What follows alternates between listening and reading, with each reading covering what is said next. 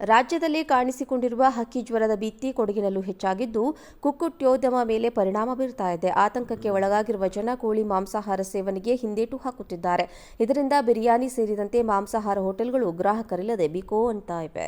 ಪ್ರವಾಸಿಗರ ಸ್ವರ್ಗವಾದ ಮಡಿಕೇರಿಯಲ್ಲಿ ಈವರೆಗೆ ಹಕ್ಕಿ ಜ್ವರ ಪ್ರಕರಣ ಪತ್ತೆಯಾಗದೇ ಇದ್ದರೂ ಜನ ಮಾತ್ರ ಆತಂಕದಲ್ಲೇ ಇದ್ದಾರೆ. ಕೋಳಿ ಸೇರಿದಂತೆ ಇನ್ನಿತರ ಮಾಂಸಾಹಾರ ಪದಾರ್ಥಗಳ ಸೇವನೆಗೆ ಹಿಂದೇಟು ಹಾಕುತ್ತಿದ್ದಾರೆ. ಹೀಗಾಗಿ ಹೋಟೆಲ್ ಉದ್ಯಮವನ್ನೇ ನಂಬಿ ಬದುಕುತ್ತಿರುವ ಮಾಲೀಕರಿಗೆ ಆರ್ಥಿಕ ಸಂಕಷ್ಟ ಎದುರಾಗುತ್ತಿದೆ ಎಂದು ಹೋಟೆಲ್ ಮಾಲೀಕರು ಅಳಲು ತೋಡಿಕೊಂಡಿದ್ದಾರೆ.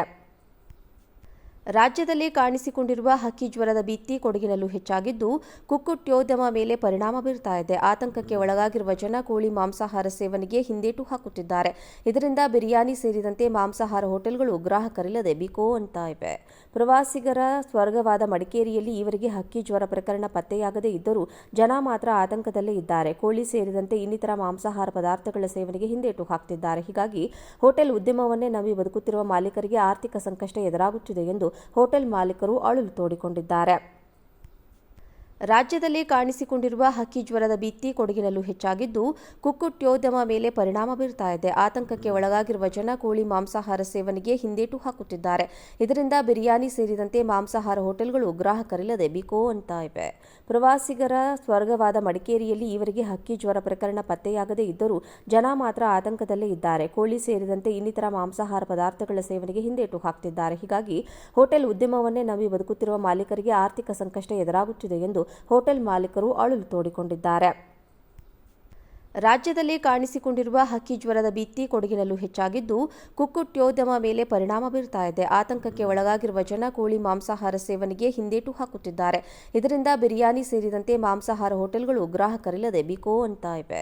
ಪ್ರವಾಸಿಗರ ಸ್ವರ್ಗವಾದ ಮಡಿಕೇರಿಯಲ್ಲಿ ಈವರೆಗೆ ಹಕ್ಕಿ ಜ್ವರ ಪ್ರಕರಣ ಪತ್ತೆಯಾಗದೇ ಇದ್ದರೂ ಜನ ಮಾತ್ರ ಆತಂಕದಲ್ಲೇ ಇದ್ದಾರೆ. ಕೋಳಿ ಸೇರಿದಂತೆ ಇನ್ನಿತರ ಮಾಂಸಾಹಾರ ಪದಾರ್ಥಗಳ ಸೇವನೆಗೆ ಹಿಂದೇಟು ಹಾಕುತ್ತಿದ್ದಾರೆ. ಹೀಗಾಗಿ ಹೋಟೆಲ್ ಉದ್ಯಮವನ್ನೇ ನಂಬಿ ಬದುಕುತ್ತಿರುವ ಮಾಲೀಕರಿಗೆ ಆರ್ಥಿಕ ಸಂಕಷ್ಟ ಎದುರಾಗುತ್ತಿದೆ ಎಂದು ಹೋಟೆಲ್ ಮಾಲೀಕರು ಅಳಲು ತೋಡಿಕೊಂಡಿದ್ದಾರೆ. ರಾಜ್ಯದಲ್ಲಿ ಕಾಣಿಸಿಕೊಂಡಿರುವ ಹಕ್ಕಿ ಜ್ವರದ ಭೀತಿ ಕೊಡಗಿನಲ್ಲೂ ಹೆಚ್ಚಾಗಿದ್ದು, ಕುಕ್ಕುಟ್ಯೋದ್ಯಮ ಮೇಲೆ ಪರಿಣಾಮ ಬೀರ್ತಾ ಇದೆ. ಆತಂಕಕ್ಕೆ ಒಳಗಾಗಿರುವ ಜನ ಕೋಳಿ ಮಾಂಸಾಹಾರ ಸೇವನೆಗೆ ಹಿಂದೇಟು ಹಾಕುತ್ತಿದ್ದಾರೆ. ಇದರಿಂದ ಬಿರಿಯಾನಿ ಸೇರಿದಂತೆ ಮಾಂಸಾಹಾರ ಹೋಟೆಲ್ಗಳು ಗ್ರಾಹಕರಿಲ್ಲದೆ ಬಿಕೋ ಅಂತಾ ಇವೆ. ಪ್ರವಾಸಿಗರ ಸ್ವರ್ಗವಾದ ಮಡಿಕೇರಿಯಲ್ಲಿ ಈವರೆಗೆ ಹಕ್ಕಿ ಜ್ವರ ಪ್ರಕರಣ ಪತ್ತೆಯಾಗದೇ ಇದ್ದರೂ ಜನ ಮಾತ್ರ ಆತಂಕದಲ್ಲೇ ಇದ್ದಾರೆ. ಕೋಳಿ ಸೇರಿದಂತೆ ಇನ್ನಿತರ ಮಾಂಸಾಹಾರ ಪದಾರ್ಥಗಳ ಸೇವನೆಗೆ ಹಿಂದೇಟು ಹಾಕುತ್ತಿದ್ದಾರೆ. ಹೀಗಾಗಿ ಹೋಟೆಲ್ ಉದ್ಯಮವನ್ನೇ ನಂಬಿ ಬದುಕುತ್ತಿರುವ ಮಾಲೀಕರಿಗೆ ಆರ್ಥಿಕ ಸಂಕಷ್ಟ ಎದುರಾಗುತ್ತಿದೆ ಎಂದು ಹೋಟೆಲ್ ಮಾಲೀಕರು ಅಳಲು ತೋಡಿಕೊಂಡಿದ್ದಾರೆ.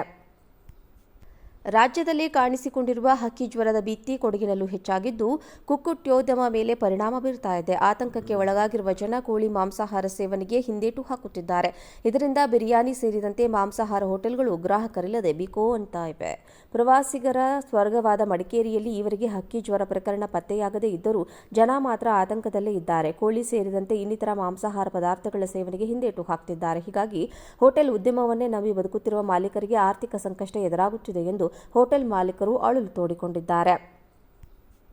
ರಾಜ್ಯದಲ್ಲಿ ಕಾಣಿಸಿಕೊಂಡಿರುವ ಹಕ್ಕಿ ಜ್ವರದ ಭೀತಿ ಕೊಡಗಿನಲ್ಲೂ ಹೆಚ್ಚಾಗಿದ್ದು, ಕುಕ್ಕುಟ್ಯೋದ್ಯಮ ಮೇಲೆ ಪರಿಣಾಮ ಬೀರ್ತಾ ಇದೆ. ಆತಂಕಕ್ಕೆ ಒಳಗಾಗಿರುವ ಜನ ಕೋಳಿ ಮಾಂಸಾಹಾರ ಸೇವನೆಗೆ ಹಿಂದೇಟು ಹಾಕುತ್ತಿದ್ದಾರೆ. ಇದರಿಂದ ಬಿರಿಯಾನಿ ಸೇರಿದಂತೆ ಮಾಂಸಾಹಾರ ಹೋಟೆಲ್ಗಳು ಗ್ರಾಹಕರಿಲ್ಲದೆ ಬಿಕೋ ಅಂತಾ ಇವೆ. ಪ್ರವಾಸಿಗರ ಸ್ವರ್ಗವಾದ ಮಡಿಕೇರಿಯಲ್ಲಿ ಈವರೆಗೆ ಹಕ್ಕಿ ಜ್ವರ ಪ್ರಕರಣ ಪತ್ತೆಯಾಗದೇ ಇದ್ದರೂ ಜನ ಮಾತ್ರ ಆತಂಕದಲ್ಲೇ ಇದ್ದಾರೆ. ಕೋಳಿ ಸೇರಿದಂತೆ ಇನ್ನಿತರ ಮಾಂಸಾಹಾರ ಪದಾರ್ಥಗಳ ಸೇವನೆಗೆ ಹಿಂದೇಟು ಹಾಕುತ್ತಿದ್ದಾರೆ. ಹೀಗಾಗಿ ಹೋಟೆಲ್ ಉದ್ಯಮವನ್ನೇ ನಂಬಿ ಬದುಕುತ್ತಿರುವ ಮಾಲೀಕರಿಗೆ ಆರ್ಥಿಕ ಸಂಕಷ್ಟ ಎದುರಾಗುತ್ತಿದೆ ಎಂದು ಹೋಟೆಲ್ ಮಾಲೀಕರು ಅಳಲು ತೋಡಿಕೊಂಡಿದ್ದಾರೆ.